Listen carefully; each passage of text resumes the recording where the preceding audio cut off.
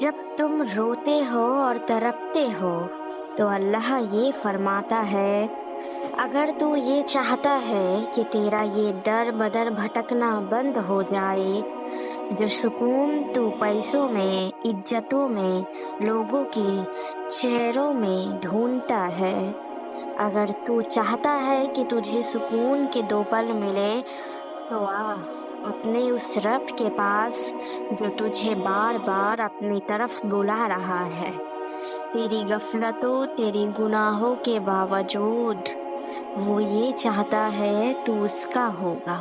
پر اپنے رب کو سمجھ، اپنے رب کو ایک بہت بڑی ذات ہے جس پر تو بھروسہ نہیں کر پا رہا ہے، جس کو تو اگنور کر رہا ہے۔ ہمارے گناہوں کو ایکسپوز کرنا اس کے بس میں ہے، لیکن وہ ایسا نہیں کرتا۔ وہ چاہے تو گھر کے دروازوں پر تمہارے گناہ لکھ دے، لیکن وہ ایسا نہیں کر رہا۔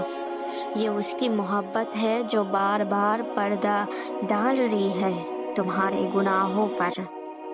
وہ تم سے بے انتہا محبت کرتا ہے۔ آ جا میرے دوست اپنے رب کے پاس۔ جب تو پہلا قدم اٹھائے گا نا اپنے رب کے پاس، تبھی سے تیری کامیابی کا سفر شروع ہو جائے گا۔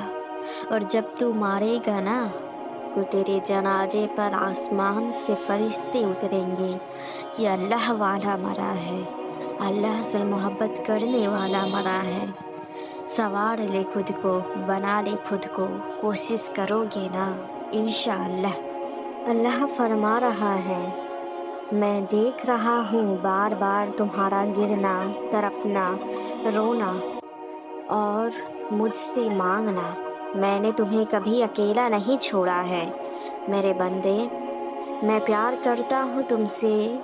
یہ دعا جو تم مانگ رہے ہو یہ صرف ایک بہانہ ہے تمہارے اور میرے رابطے کا۔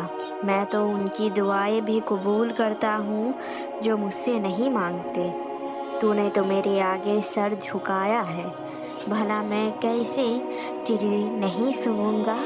ہمیں لگتا ہے کہ اللہ سے جو ہم مانگ رہے ہیں وہ چیز ہمیں چاہیے، لیکن بات یہ ہے کہ اللہ اسی چیز کا خیال آپ کے من میں ڈالتا ہے، اسی چیز کی دعا کی توفیق دیتا ہے جو پہلے سے ہی ہمارے نصیب میں لکھی ہوتی ہے۔ یعنی کہ دعا کا خیال آنا، دعا کرنا، یہ سب اللہ کی مرضی سے ہی ہو رہا ہوتا ہے۔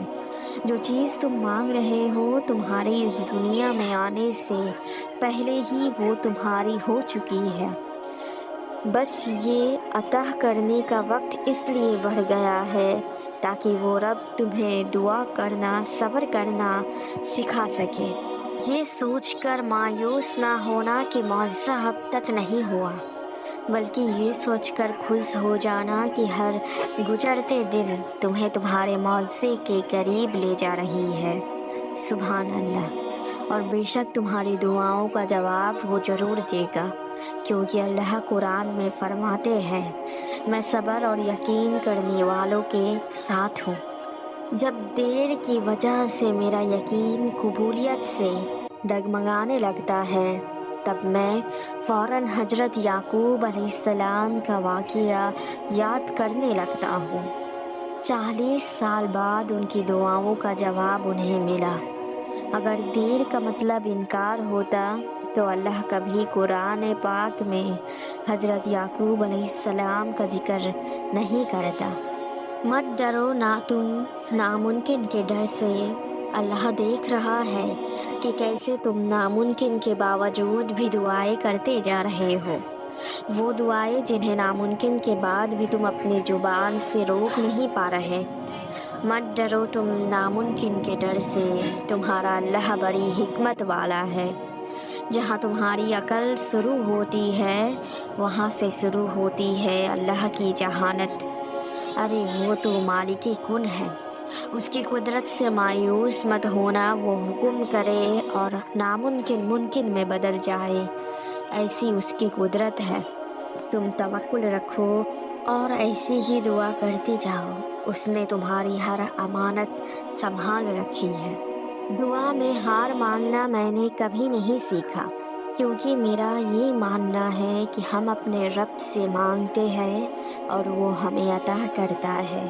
میرا بس چلے تو میں ان لوگوں کو پکڑ پکڑ کر لے کر آؤں اور ان سے بولوں کہ دعا کرنا کیوں بند کر رہے ہو، اور ان سے بولوں کہ تم دعا کرو اور کرتے رہو اور رکنا مت، چاہے تمہیں سالوں لگ جائے قبولیت میں، پر کبھی رکنا مت، دعا کرتے جانا۔ دعا کی طاقت کو ہم انسان سمجھ نہیں پائے، اسی لیے پہلے کے جیسے معجزائے اب نہیں ہوتے۔ راستہ ایک ہی تھا، حضرت موسیٰ علیہ السلام نکل گئے اور فرعون ڈوب گیا۔ یقین سے مانگو گے اور مانگتے رہو گے تو پکی بات ہے کہ آپ کی دعا ضرور قبول کی جائے گی۔ جو چیز مانگا ہے وہی چیز ملے گی، بس مانگتے جانا۔ اپنی زبان کو کبھی تھکنے مت دینا دعا کرنے سے۔ دعا تو دل سے کی جاتی ہے، زبان سے نہیں۔ قبول تو اس کی بھی ہوتی ہے جس کی زبان نہیں ہوتی۔ اور کیا یہ چیز کافی نہیں ہے تمہارے لیے کہ اللہ جانتا ہے اور اللہ کے سوا تمہیں کوئی نہیں سمجھنے والا؟ اس مطلبی دنیا میں اللہ کے سوا تمہیں کوئی عطا کرنے والا نہیں۔ تمہاری صبر کا صلہ ضرور آئے گا۔ نہ دیکھ تو اسباب، نہ دنیا دیکھ، پہلے اپنے رب کو دیکھ، اس کے بعد اپنی دعاؤں کو دیکھ، اس کے بعد اپنی آنکھوں سے معجزہ ہوتے دیکھ۔